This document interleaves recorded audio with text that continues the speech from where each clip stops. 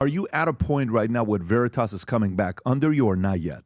Yeah, so they're on the verge of bankruptcy. When I was raising $2 million a month, $24 million a year, it's a lot of money to raise as a nonprofit. Remember, there's no annuities. You have to ask people for money Constantly. And when they got rid of me, the donations just stopped. Everybody wanted their money back.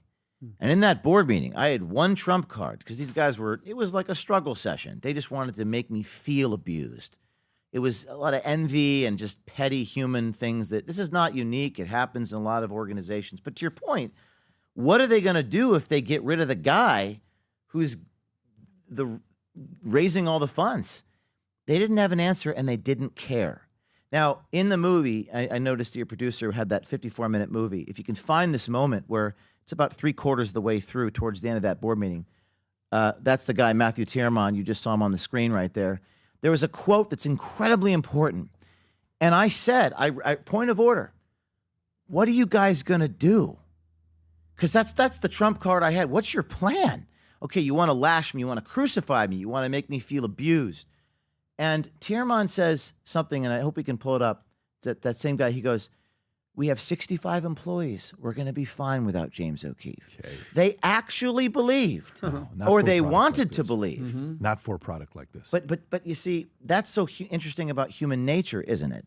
Because when you're that envious, when you're that resentful, when you're that deluded, there it is, right there. You got it. Yeah. 65 employees. You just passed a moment ago. My question is, what is the plan of if you implement this solution?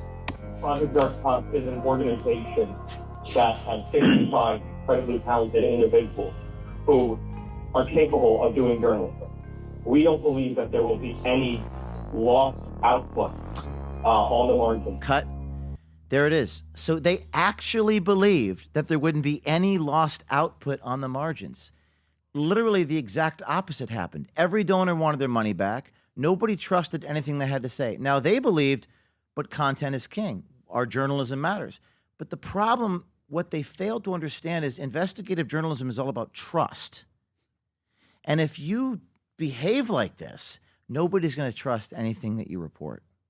And I think that's what they failed to understand. But Matthew Tierman actually believed that Project Veritas didn't need James O'Keefe anymore. So they also apparently lost 200,000 followers, like within days of us, the audience finding out that you're no longer tied to them. So even the Veritas account, I don't know what it was, but I saw somewhere that they lost a couple 100,000 followers as well.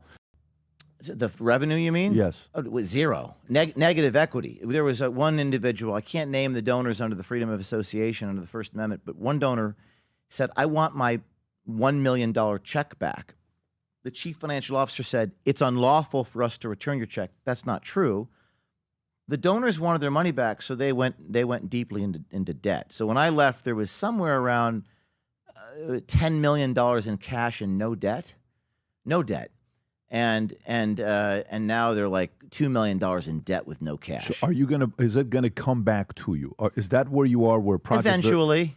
And the people, your audience might be wondering, well, why can't O'Keefe talk about the specifics of the negotiations? Because I promised the court I won't, and I'm a man of my word. On settlement negotiations, you can't talk about the details.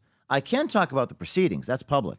I just can't talk about the details of the so-called settlement, the talks of acquiring or getting the information back. All I can tell you is that I'm in talks to reacquire Project Veritas. When you put that Project Veritas on the back of that most recent video that you did, why did you do that? Because we had filmed a video in front of that brick wall, brick wall backdrop. We literally brick by brick rebuilt the Project Veritas studio here in West Palm Beach, Florida, where I now live, because I was imminently about to announce that I'm reacquiring Project Veritas. Oh, so it wasn't finalized yet. So did you have permission from them to use that? Can you use that? Was that a conversation you had with them? There's no trademark of the logo. In fact, I've applied for the trademark myself, so I'm allowed to use it. Okay, yeah. I'm allowed to report. The same reason I'm allowed to report on the court proceedings, for sure. Well, I mean, look, the work you do and did is not everyone's work. It's not something everyone wants to do, nor can do in the manner that you do it, because you stay poised and calm in the moments that you're in, and you get in the faces of people yet still stay respectful. That's not easy for people to do.